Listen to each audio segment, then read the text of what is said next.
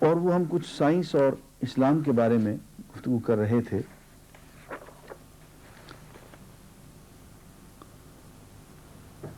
اس دور میں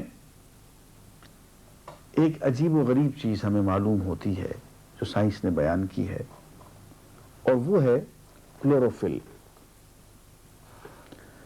جب نباتات پہ پانی ڈالا جاتا ہے تو ایک سبز رنگ کا مادہ پیدا ہوتا ہے جسے کلوروفل کہتے ہیں. یہ کلوروفل نباتات میں پھل اور دانے کی افزائش کا سبب بنتا ہے. یہ ایک اس دور کی دریافت ہے. حضور اکرم صلی اللہ علیہ وسلم کے زمانے میں یا اس زمانے میں جب قرآن مجید نازل ہوا، کسی کو اس بات کی خبر نہیں تھی کہ پھلوں کی اور دانوں کی پیدائش کا جو ایک بہت بڑا سبب ہے، ذریعہ ہے، وہ کلوروفل ہے، سبز مادہ ہے. لیکن اب آپ ذرا انصاف سے کام لیجئے گا اور قرآن مجید کی اس آیت کو ذرا غور سے پڑھیے اور سنیے.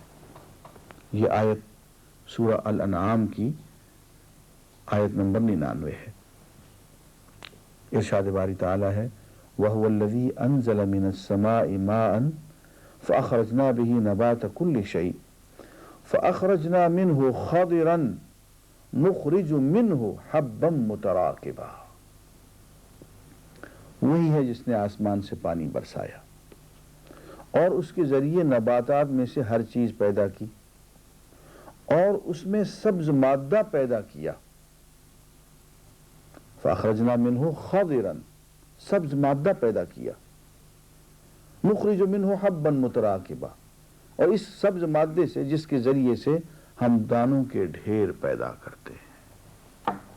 اب قرآن کا یہ کہنا کہ اس سبز مادے کے ذریعے سے ہم دانوں کے ڈھیر پیدا کرتے ہیں، اور اس دور میں یہ بات کہہ دینا، ظاہر ہے کہ اس دور کے لوگوں کو تو یہ بات سمجھ میں نہیں آئی ہوگی کہ سبز مادے کے ذریعے سے کس طرح سے دانوں کے ڈھیر پیدا ہوتے ہیں. اسی کو کلوروفل کا انہیں کوئی کانسیپٹ نہیں تھا. لیکن آج کے دور میں جس شخص نے سائنس پڑھی ہو اور اس کو پتا ہو کہ 20ویں صدی میں کلوروفل دریافت ہوئی اور سبز مادے کی اہمیت معلوم ہوئی، اور یہ سبز مادہ جو ہے اس کے ذریعے سے دانوں کے ڈھیر پیدا ہوتے ہیں، تو وہ یہ کہے بغیر رہ سکتا ہے کہ یہ کلام جو ہے یہ اللہ تعالیٰ کا کلام ہے؟ کیونکہ یہ باتیں اس دور میں کسی کو بھی معلوم نہیں تھی. اس قسم کی اور بہت سی باتیں ہیں جو ہم آگے چل کے قرآن مجید سے متعلق بیان کریں گے. وآخر دعوانا الحمدللہ.